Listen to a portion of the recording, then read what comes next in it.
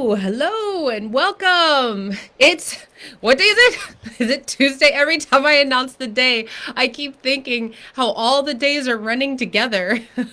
It's Tuesday. It is Tuesday. Hello, it is Tuesday. Welcome. Hello, it's Tuesday. How are you? It's Tuesday. Okay, whew. Everybody take just a deep breath. Chill out. Welcome. We're going to talk about something that I feel needs to be addressed. I want you to know first, especially if you're new to me talking about these subjects, and if you're new to maybe starting to even acknowledge some of these subjects, I'm going to talk about a white privilege. Okay? But I need you to know something about me. I don't use shaming. I don't use guilting. Okay? I don't use oppressive tactics to talk about these things because it's not going to help you. It's not going to help you walk through this new perspective that I'm going to, I might be opening the door for you. Okay? So this is what I want to talk about today. All right? I teach anti-racism from a spiritual perspective. It's one of the things I do in my workings. I think it's important to speak from that perspective. And by spiritual perspective, I just mean from deep within. Okay, from within you. If you are not looking at charged topics. Well, actually your whole life. But if you're not looking at racism, white supremacism from the perspective of your spirit, then there's always going to be sort of this confusion. There's always going to be sort of like you're going to be losing your grounding. You're going to get pulled into things that are actually not helpful from you. So we're always talking about from the perspective of your spirit. If you're here, I see people are here, just give me a little hello in the comments. Hello, how are you? One word about how you are feeling today, okay? So I want to talk about something that I come across, especially when it's about anti-racism, when it's about learning to be a better ally, any subject that is adjacent to racism. And that is, I get tons of messages from people who say, I really want to work on anti-racism. I really want to work on allyship. I'm really in this, but I'm too busy. Now, 80% of the people I talk to are parents and especially moms, because I work with women. So I'm mainly addressing white moms today. Is I really, really want this, but I have, I have soccer practice, and I have two kids who are sick, and I have to figure out how to homeschool my children. I have like all these things, which are totally, and also the stress of being the parent in the house, the mom in the house, and I know a lot of you are out there are the only parent in the house, the only person who's taking care of the kids. So I want to say that this video is not about shaming you. It's not about saying that you're less than because you can't handle everything. No. Yes, you might be in stress. I just learned a word today from amazing Megan Barella, who has her own parenting group, and that's acute stress. Yes, I understand that, but I'm inviting you into a perspective, okay? So when I'm offering these trainings like the anti-racism journey, or right now the course coming up on February 21st, Moms and Race, I get all these messages are like, I really want to do this, but I'm too busy. I'll get all these messages about how like, I really want to work on anti-racism. This is something I've been thinking about for a long time. Like I got really ignited around George Floyd and all this stuff, but I'm just too busy to do this, okay? I want you to acknowledge, okay, two things. There's two things that I want to sort of drop into your hands, okay? One, that being too busy is part of white privilege, okay? Being too busy is part of your white privilege. Being able to look away from the stuff that's going on all around you, that's affecting all of us, whether you know it or not, around race, that you're too busy to look at it. If you are a woman of color who's a mom, you don't have that privilege, okay? Let me give you a couple of examples. Let me give you a few examples. The girl, I'm sorry, I don't know her name. I can't remember all the names now because there's so many people and so many children being assaulted by our system. The girl who just got treated like an animal is screaming in her car being maced and beaten by cops. I'm just a kid. I'm 9. Okay? Think about her parents in those communities and what they go through. They can't be too busy for that. Okay? Let me give you another example. The first time I was insulted and assaulted, I was 4 years old. 4. And I know some of you have kids that age or not even that age.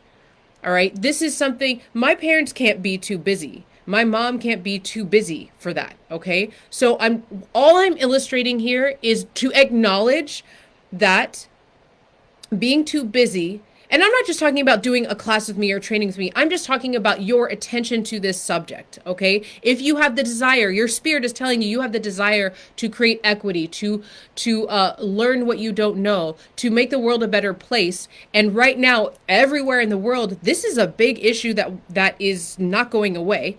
Okay, that obviously there's something in your spirit that says I need to be a part of this. I need to right some wrongs, or I need to fight racism, or I need to create better unity, equity, whatever it is for you. Okay, so you have this desire, but so it's something that's tied into the way you will create this world. But not paying attention to it, not engaging with it, is a white privilege.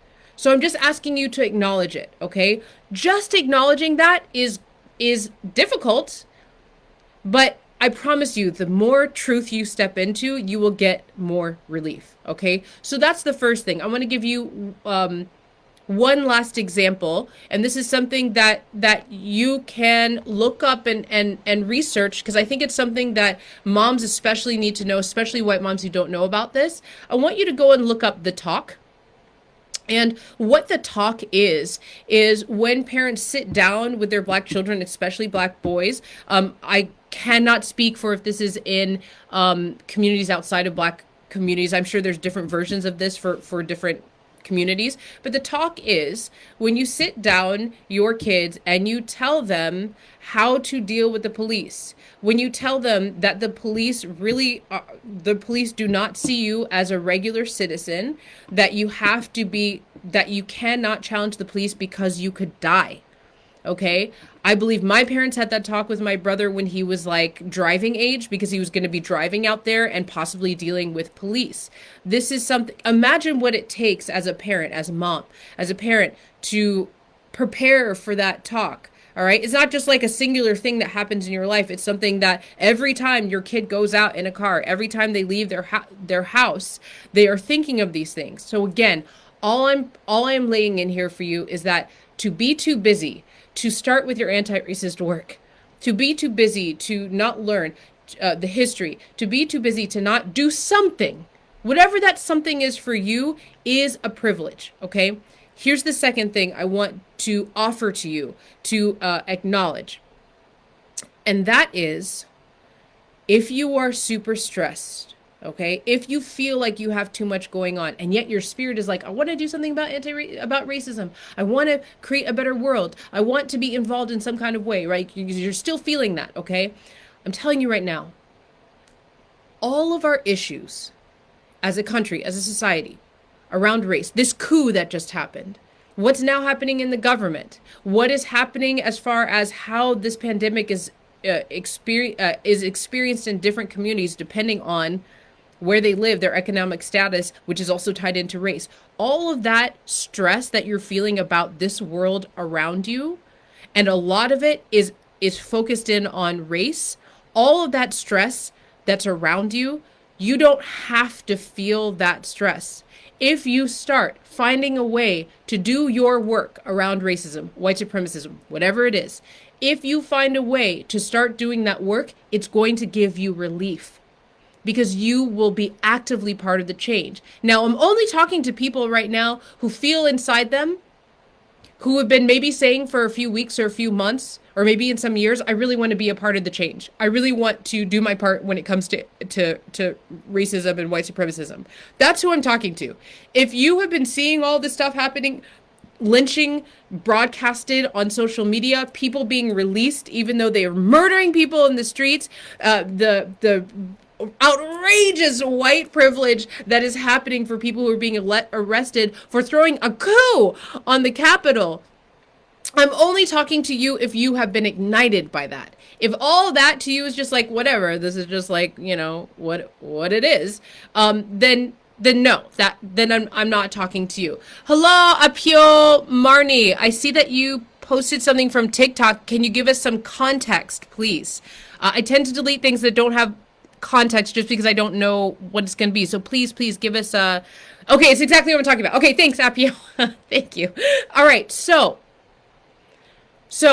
I'm telling you, if you can find some way to do your work, and whatever that work is, look, if you're stressed out about just like everything that's going on in parenting and motherhood, going to the front lines is not going to be your work. Going to the front lines of a protest is not going to be your work. Community service and going to city council meetings, all that, it's probably not going to be your work. You probably won't have time, but there are other ways. All right. Find a way to be involved with anti-racism, with allyship, with accompliceship that makes sense for you. It will give you relief. Okay, you're always going to be feeling this stress around racism is adding to your stress right now. Okay, so, it's a young black man talking about the talk. That's what Apio posted for us. Thank you. Okay, Apio, thank you. Okay, so now that I've said all that, okay, these are the two things that I'd like you to think about. Acknowledging that being too busy to do anti-racism work or allyship work or focusing in on in some way is a white privilege. And second, that if you can find your way to doing that, it will give you relief because you're not just feeling the stress of like being a parent, being a mom. You're feeling the stress of the world. You have skin in the game. You know that your choices are going to create the world that your children are going to grow up into in what you do and say and think and participate in and how you teach them to do the same thing. So the reason I'm making this video is because I wanted to address those things and because right now I have a course called Moms and Race. It's a live online course that's coming out that addresses these very things. Here are some things that people are asking me and I want to let you know about them. First of all, I created no shaming, no guilting space. This course is created for you to receive. So whether you show up live or you listen to the recordings, it's created for you to absorb the information. There's not a whole bunch of to-dos for you to go out and join something or no one's tracking your progress or anything like that. The course is designed so you can open up your perspectives and understand and navigate everything that's going around you around race, and yes, be effective in how you act towards these subjects and how you engage with your kids on these subjects. It's made for you to absorb. Okay, we start February 21st. Enrollments are coming in.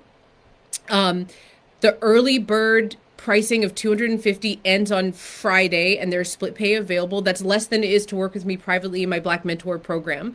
So I suggest you take advantage of that. Also, what's in this course is a specific meditation for you moms that are overwhelmed with everything that's going on, and specific self-care for you. Okay, I always teach from a spiritual perspective. I always teach from like what's going on within, how to look at this stuff and understand all of this stuff from what's going on within. Okay, so I want you to know that the reason I created my courses this way is because a lot of my experience when I went out into the world and I saw the general type of education around racism and allyship and all of this stuff, I felt like spirit was missing, and I also felt like there was that there are a lot of courses and facilitators and information being shared out there that that is oppressive to the people who actually want to learn. And so that I'm letting you know right now, I'm aware of that, and you will not find oppression. You will not find oppression or guilting or shaming in my courses. So this is my invitation to you.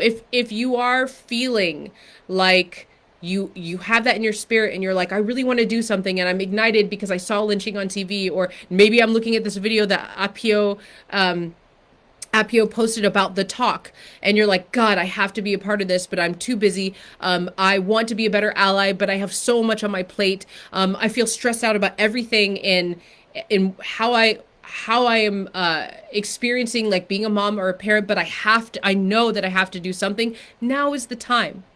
Okay? Now is the time. You can pass by the privilege that you have by not doing anything. And if you want to work with me, this is a way to do it. Okay? Other than that, maybe working with me is not the way that you want to do it. Find a way for you to be consistent. Find a way for you to engage with something that feels right for you and your spirit, okay? Again, you might not want to be on the front lines of a protest. That might not be it for you. But maybe what your thing is to do once a month education in your family.